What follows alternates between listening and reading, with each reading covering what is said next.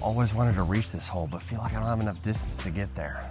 You know, I wonder if James Conrad's run-up actually gives him a distance advantage.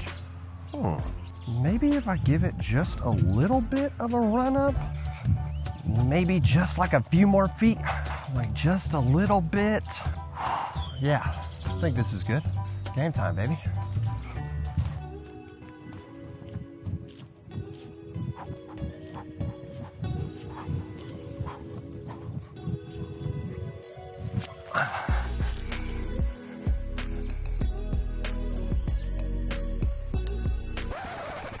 I need to start further back.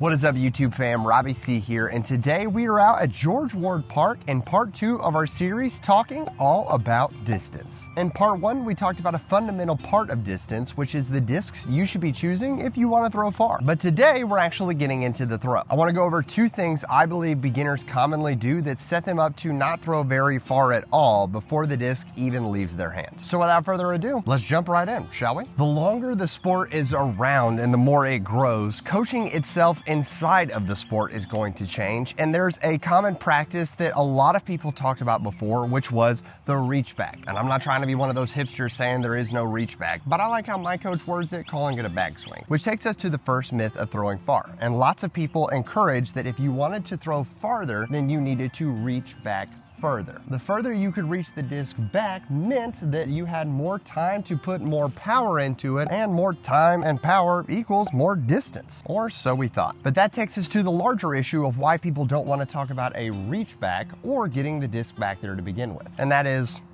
the arm. If we're looking for easy distance and power, it comes from using our body's natural levers to sling and snap the disc out towards our intended target, rather than just sheer raw power of the arm coming through and full yeeting the disc forward. When we reach the disc back super far, it encourages 3 things. The first is that it encourages us to muscle the disc, because if I reach the disc all the way back here, no matter how much I twist and encourage these levers, the disc is still all the way back here. And while yes, that creates lag, which creates distance in the end, it's too far back for this lag to be useful, so I'm going to have to still use my arm to bring the disc forward to get it into position. The second thing this encourages when I muscle is for the disc to pop up, which then makes my nose angle a lot harder to maintain. When the disc is all the way back here and I have to use my arm to pull it forward, you'll notice the disc naturally sort of rises up into the air, which means that when I bring the disc forward, I have really 2 options when I get the disc super high like so. The first is for me to pull the disc straight through and launch it straight into the ground, which isn't going to go very far, and I'm probably going to be upset with myself. The second is when I muscle and pull the disc forward and I'm going to throw it into the ground for it to auto-correct itself, because the disc wants to fly, to go forward and air bounce up, which then causes the nose or front of the disc to be exactly what you think it is, nose up.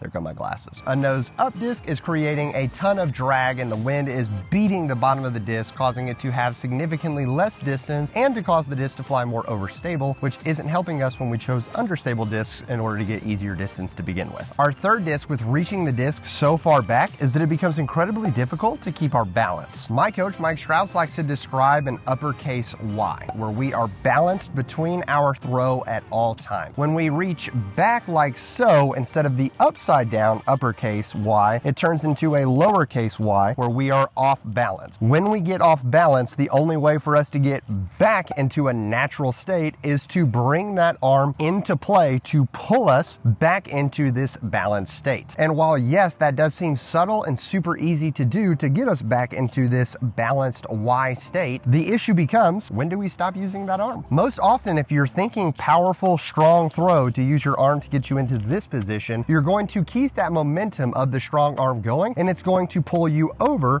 which is going to throw you off balance into the following position, which is once again going to cause us to throw the disc straight into the ground, or pop it nose up, or be off balance, and really just a whole assortment of issues. But some of you are certified form experts, and you already knew that you weren't supposed to launch this disc all the way back. So I want to dive into a more particular issue that a lot of people run into, but not a lot of people are talking about, and that is how you use the first half of the tee box. box. So if you've watched pros throw, most of the time they're going to start off the tee box and use just a couple steps to get into their swing before hitting that big, huge motion of a powerful drive off into the distance. And if you're like me, you're probably asking the question, how do they make it look so easy transitioning from being off the box onto the box? But where I was failing, and along with so many beginners, wasn't just the shape that we were using on the tee box for the walk of our throw, but more so how we were utilizing the square footage of the tee box. You see, our longest stride in the throw should be after we've crossed with our off foot and moving into that plant step. I'm not telling you that you need to like do the splits, but it should be a little uncomfortable stretching that out. Once again, not telling you to do the splits, so I'm not even gonna think about putting an ad here that might push some of you away from finishing the video. We use our run up to build momentum, and then we hit that final step and brace and plant, and whoop-ow! The disc flies out of our hand, hopefully significantly farther than that one did right there. It is against the rules for your plant to be off the front of the box, which means that you're going to have a finite stopping point that you must use for your form. Which brings us to the issue. I believe that tons of players are using their first couple steps on the box to consume way more of the tee box than they actually need to generate the power that these steps are supposed to be using. There are lots of players who take full steps with these two steps, shorten their cross step, and shorten their plant step. This is where in the coaching business we use the official term, a big no-no. There's a reason why players like Paul and Nico will do short little baby steps to generate that momentum so that they can get their feet moving from a static position rather than wasting so much of the tee box and spending half of it on two steps that are solely designed to, quote Cuckoo Kangaroo, get your body moving.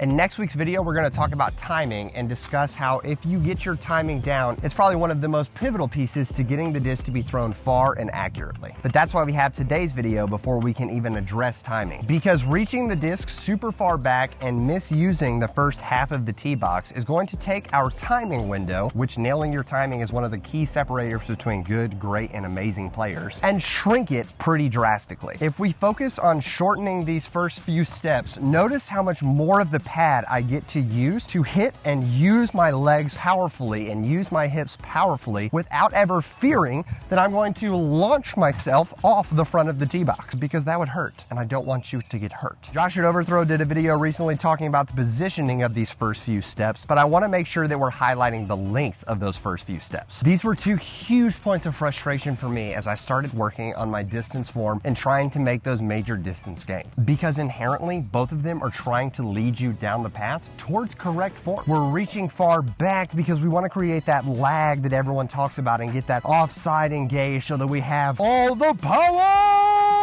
Yet it's forcing us to use other sources of power that aren't beneficial to our overall health or distance form in the end. And we're also taking those huge steps with our feet to get our legs involved, because all of the power rises from the feet up into the hips, up into the arm, up into the release, and it's so good. Well, we said it in the first one and we'll say it again. I'm not promising you that you're gonna throw super far starting tomorrow. Maybe you will, and that's awesome if you do, but it likely isn't the case. We're going to take this time and learn together and improve together so that we gain the distance in a healthy and correct way. Because I want you to be finding success before you even release the disc. And if you're reaching all the way back, sure, you may be able to arm it and muscle it over 400 feet, but you're going to find plateaus incredibly quickly. And if you're running up so fast on the tee box, it's also going to maybe get you some explosive distance early, but it's also going to run you into a massive plateau as well. If you're looking for an immediate 350 feet of distance, I can't honestly say that I'm the channel for you, because my passion is to create healthy, better golfers. So I hope that today's tips are helpful, and I'm pretty pumped for episode 3 in this series because we're going to talk about that key element of timing. As always, I want to say thank you for watching, and I'm so grateful for every single one of you that choose to be here and watch these videos. I hope you have an amazing rest of the week and that you nail putting the disc in the right place and keeping those feet in check and not wasting the front half of the tee box. So get out there, crush some discs, and hit the exact lines you're looking for. But for now, I'm going to leave you with